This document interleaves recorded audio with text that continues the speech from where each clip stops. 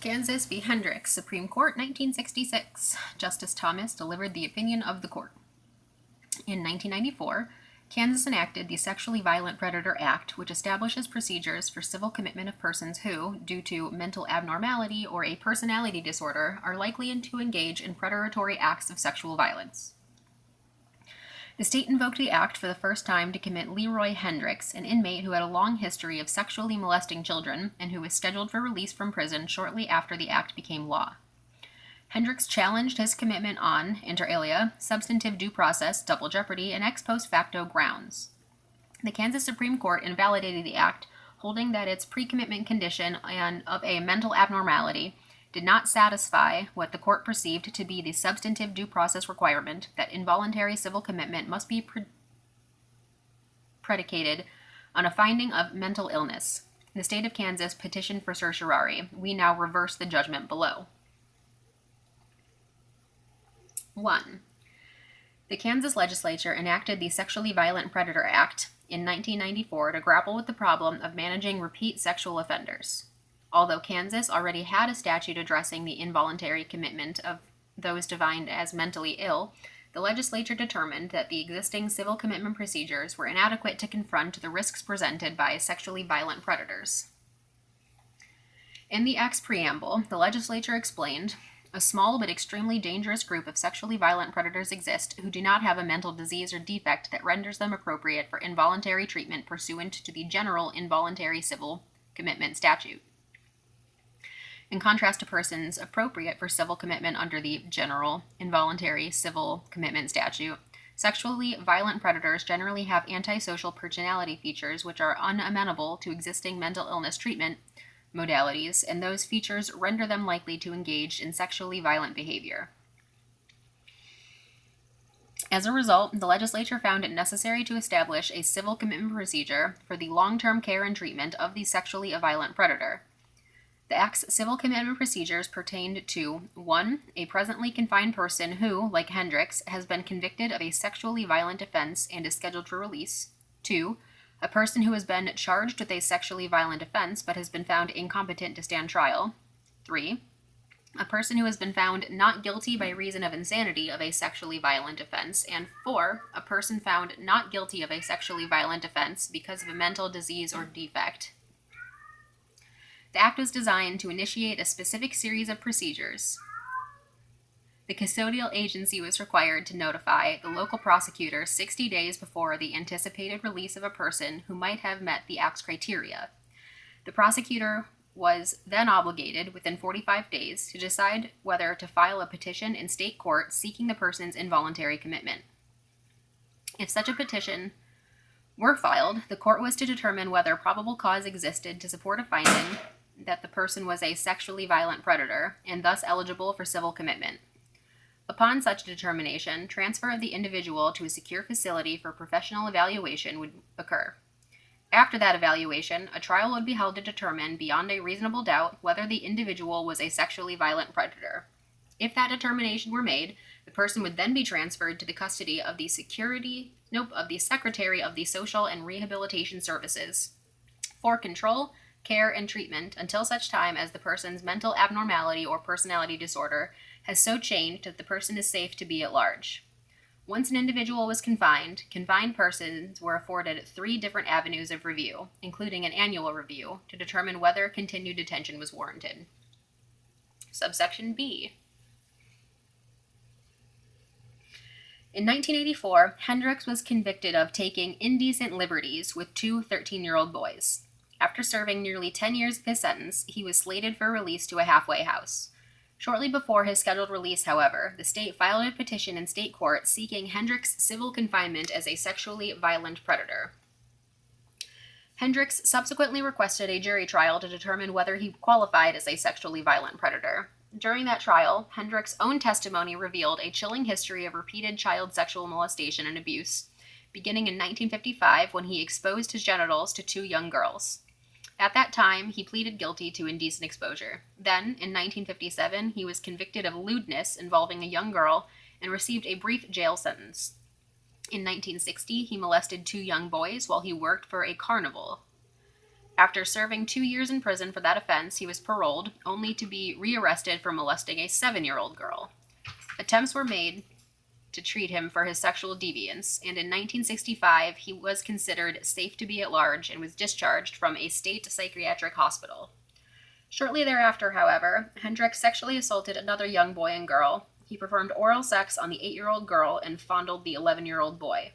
He was again imprisoned in 1967, but refused to participate in a sex offender treatment program, and thus remained incarcerated until his parole in 1972. Diagnosed as a pedophile, Hendricks entered into, but then abandoned, a treatment program. He testified that despite having received professional help for his pedophilia, he continued to harbor sexual desires for children. Indeed, soon after his 1972 parole, Hendricks began to abuse his own stepdaughter and stepson.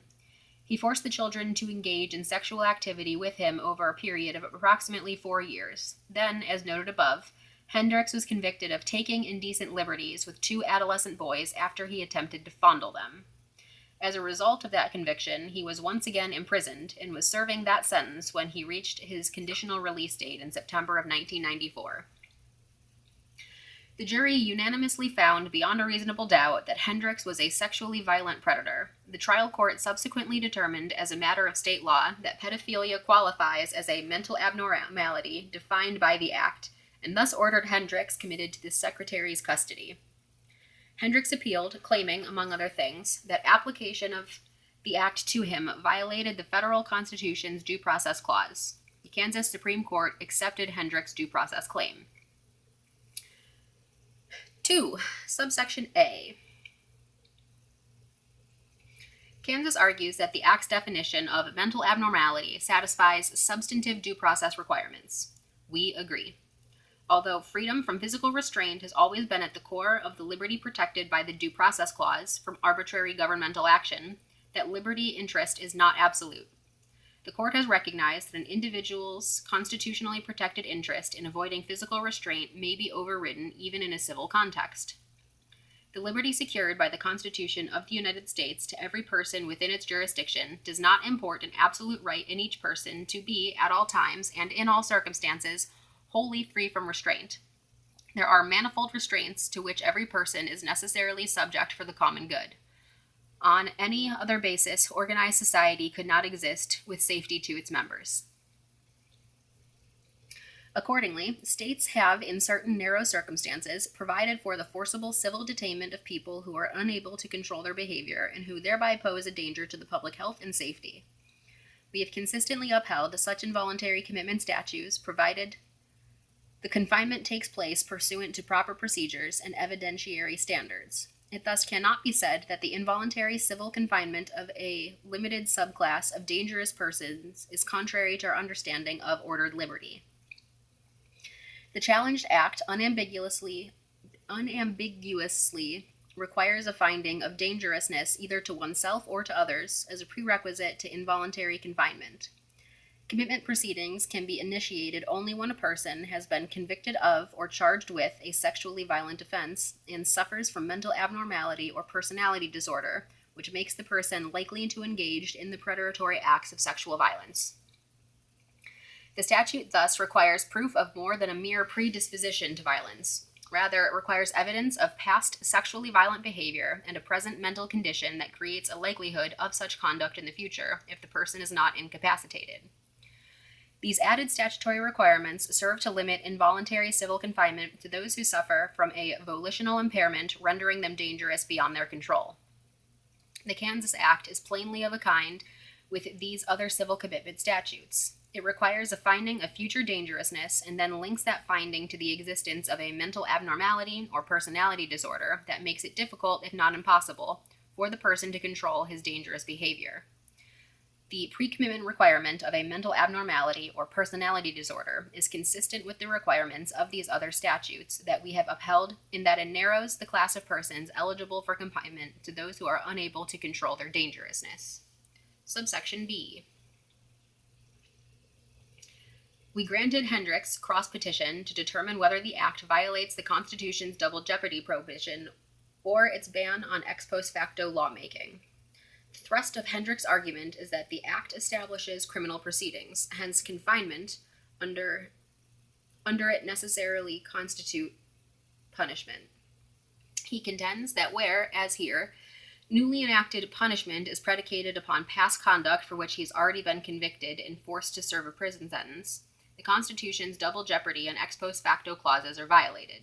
We are unpersuaded by Hendricks' argument that Kansas has established criminal proceedings.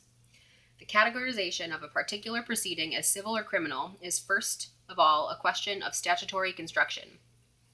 Here, Kansas's objective to create a civil proceeding is evident by its placement of the Sexually Violent Predator Act within a Kansas probate code instead of the criminal code, as well as its description of the act as creating a civil commitment procedure. Nothing on the face of the statute suggests that the legislator sought to create anything other than a civil commitment scheme designed to protect the public from harm. Although we recognize that a civil label is not always dispositive, we will reject the legislature's manifest intent only where a party challenging the statute provides the clearest proof that the statutory scheme is so punitive, either in purpose or effect, as to negate the state's intention to deem it civil. In those limited circumstances, we will consider the statute to have established criminal proceedings for constitutional purposes. Hendricks, however, has failed to satisfy this heavy burden. As a threshold matter, commitment under the Act does not implicate either of the two primary objectives of criminal punishment, retribution or deterrence. The Act's purpose is not retributive because it does not affix culpability for prior criminal conduct. In addition, the Kansas Act does not make a criminal conviction a prerequisite for commitment. Persons absolved of criminal responsibility may nonetheless be subject to confinement under this Act. An absence of the necessary criminal responsibility suggests that the state is not seeking retribution for past misdeed. Thus, the fact that the Act may be tied to criminal activity is insufficient to render the same statute punitive. Although the civil commitment scheme at issue here does involve an affirmative restraint, the mere fact that a person is detained does not inexorably lead to the conclusion that the government has imposed punishment. The state may take measures to restrict the freedom of the dangerously mentally ill. This is a legitimate, non-punitive governmental objective and has been historically so regarded. If detention for the purpose of protecting the community from harm necessarily constituted punishment, then all involuntary civil or commitment would have to be considered punishment, but we have never so held. A claim that treatment is not possible for this category of individuals does not obligate us to adopt its legal conclusions. We have already observed that under the appropriate circumstances, and when accompanied by proper procedures, incapacitation may be a legitimate end of the civil law. Accordingly, the Kansas court's determination that the Act's overriding concern was the continued segregation of sexually violent offenders is consistent with our conclusion that the Act establishes civil proceedings. What is significant, however, is that Hendricks was placed under the supervision of the Kansas Department of Health and Social and Rehabilitative Services, housed in a unit segregated from the general prison population and operated not by employees of the Department of Corrections, but by other trained individuals. Where the state has disavowed any punitive intent, limited confinement to small segments of particularly dangerous individuals, provided strict procedural safeguards, directed that confined persons be segregated from the general prison population and afforded the same status as others who have been civilly committed, recommended treatment if such as possible, and permitted immediate release upon a showing that the individual is no longer dangerous or mentally impaired, we cannot say that it acted with punitive intent. We therefore hold that the Act does not establish criminal proceedings, in that involuntary confinement pursuant to the Act is not punitive. Our conclusion that the Act is non-punitive thus removes an essential prerequisite for both Hendricks' double jeopardy and ex post facto claims. The double jeopardy clause provides, nor shall any person be subject for the same offense to be twice put in jeopardy of life or limb.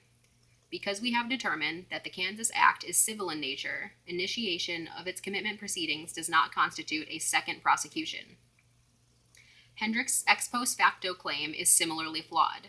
The ex post facto clause, which forbids the application of any new punitive measure to a crime already consummated, has been interpreted to pertain exclusively to penal statutes.